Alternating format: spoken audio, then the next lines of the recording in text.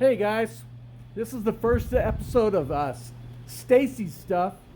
I'm in the kitchen today. I picked some fresh basil and I'm making up some organic pesto today. So let's have a look at that, shall we? So we got the pesto or the basil in the blender here today, and I'll be adding to that my ingredients. I have some delicious olive oil, a little bit of lemon juice, some black pepper. We got garlic and Parmesan cheese and salt. All right, so delicious garden fresh pesto. Then we freeze that up in ice cubes, and then we have individual portions of basil that will go right into whatever recipes we need to do. Just an ice cube, a teaspoon at a time. From a Ziploc bag in the freezer. So after it's frozen, we put it into the Ziploc bags, and it's easy to get out smaller portions. Right over here is some fresh caught.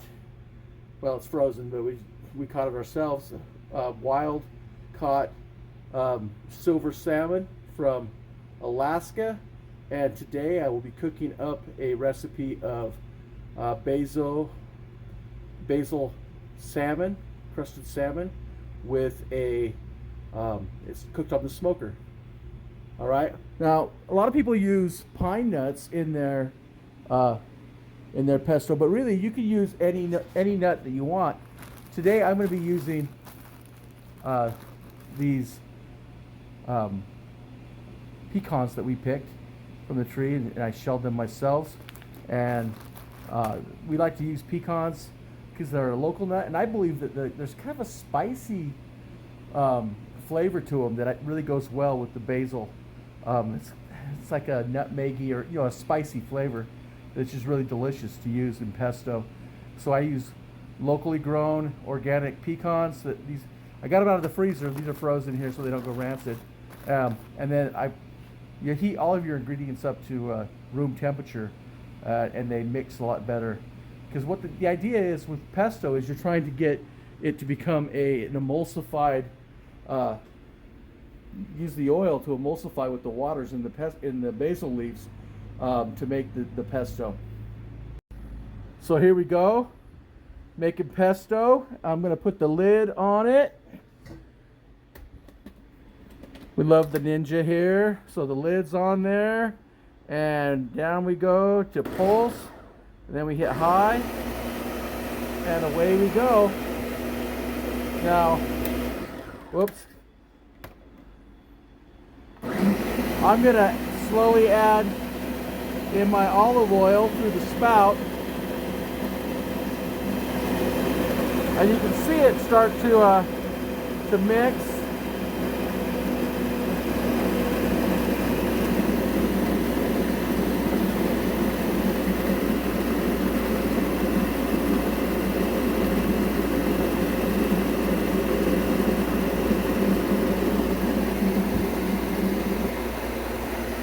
And what you're looking for is a nice creamy texture. Now, at this point, after all the leaves are chopped up, but I gotta mix some of these leaves here for a second. Hold on. Make sure we stir and push this stuff down, because if you don't, then it doesn't get chopped up. You don't want to be a chunk of basil in your pesto. So we'll just push this all down there. Give it a little taste. Ooh, dang, and that's not even all the ingredients yet. That's tasting good. You know, one of my favorite things is to cook, because I love to eat. So you want to make sure you have good organic ingredients when you're cooking. All right, now we're ready to add the Parmesan cheese. Let me do that and I'll be right back. Here are some onions that we picked for the garden today. They're curing, and then if you look over here, we got some delicious. This is pepper sauce. We have like 12 different peppers, and we grind them up with salt and vinegar, and we ferment those. We call that Shimbasco sauce.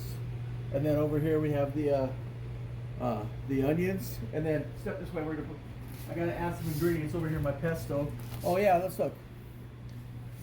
So we grow our own fruit. We have pomegranate tree right outside the tree. Raise the camera up there and make you see the pomegranate. That tree right out there was full of pomegranates this year. We made pomegranate jelly. That peach tree over there, we made peach and pomegranate jelly. And nectarine tree over there, we did nectarine jelly. And I'm gonna add these pecans grown here, local pecans. I'm gonna add them to my pesto. Come on over. So I've already got some more garlic, chopped garlic in there, and I've got my my Parmesan style cheese. No, you don't want to call, Parmesan style cheese actual Parmesan Reggiano, because it's not that. But for pesto, you can get away with using the cheap stuff. Okay, I'm gonna add a couple of handfuls of scientific measurement. Follow the science, baby. All right, I'm gonna put some of that in there, and then we're going to finish blending that one up. A little bit more olive oil, and we will be done. We'll season at the end.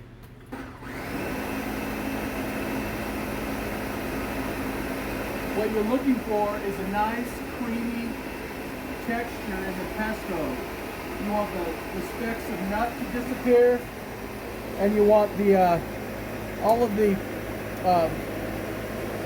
basil leaves to be homogeneous. You want it smooth. You don't want a chunky pesto sauce. And at the very end, I'll taste it and season it with salt and pepper, maybe a little bit more of lemon juice just to flavor. But anyway, I'll be back to you when I'm done blending.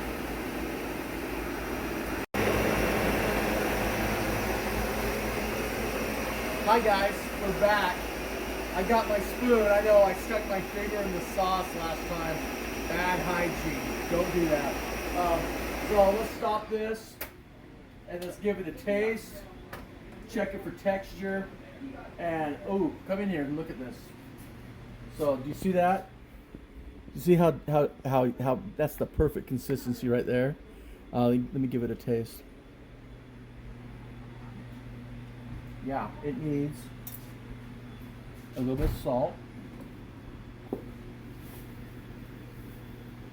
and just a touch of black pepper, and then I think it needs a little bit of acid.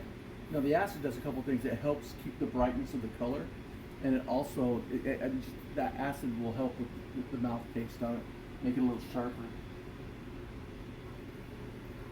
I don't measure anything. You cook to taste. It tastes good, right? So yeah, let's do that. So that's our son Colby. He's going to work. So this channel is going to be Stacy stuff. I'm Stacy, and I've been, living a life for 56 years. And there's a lot of things that I love, and so I'm going to share the things I love with you. And one of those things is actually holding the camera right there. That's my wife, Catrice. But we're going to cook.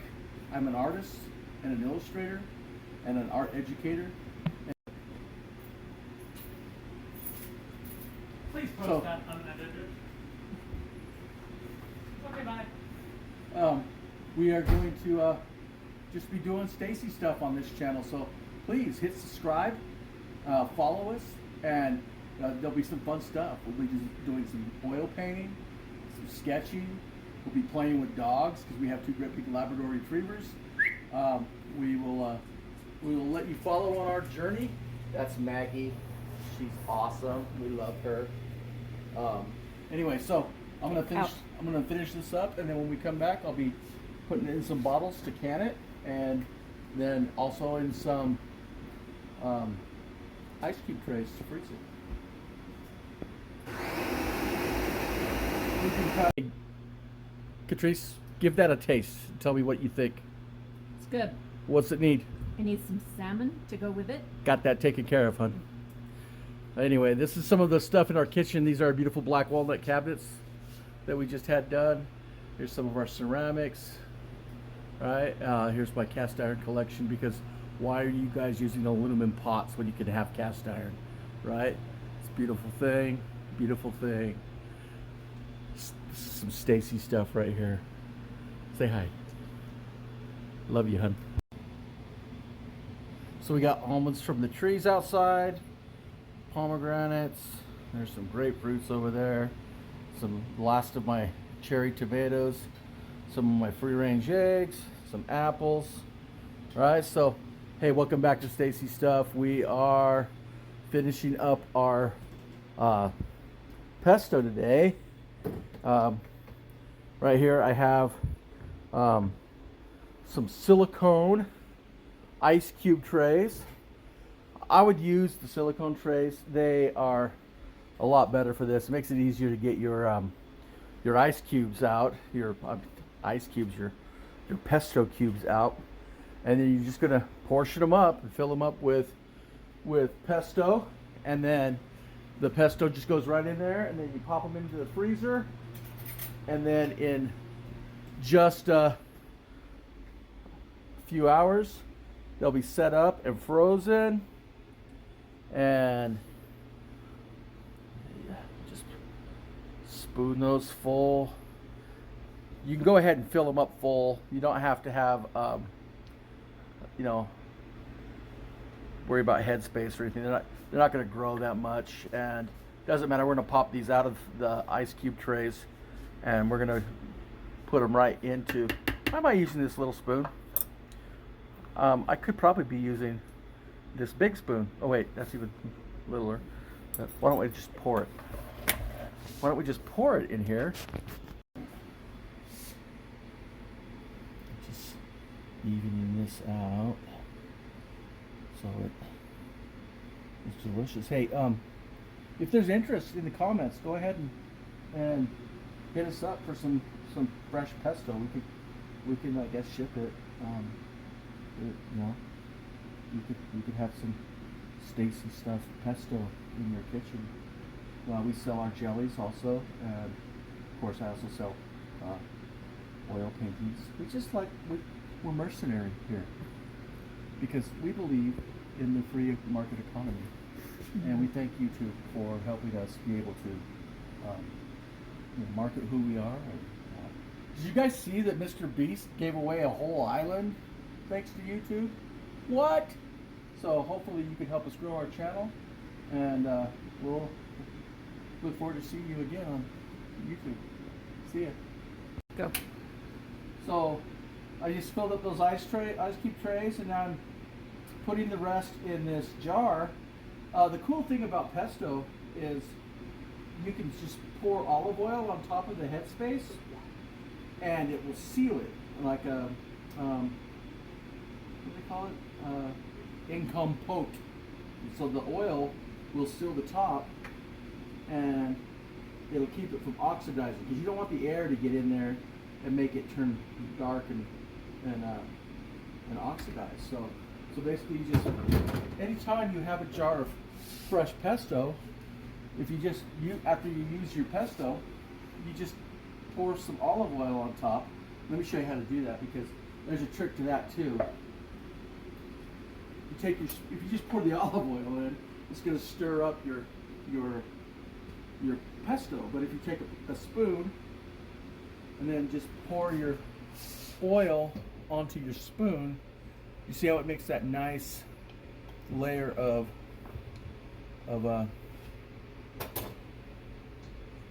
oil on top, and that seals it, and it will keep it. You can keep it for 6 months in the refrigerator that way, or even longer.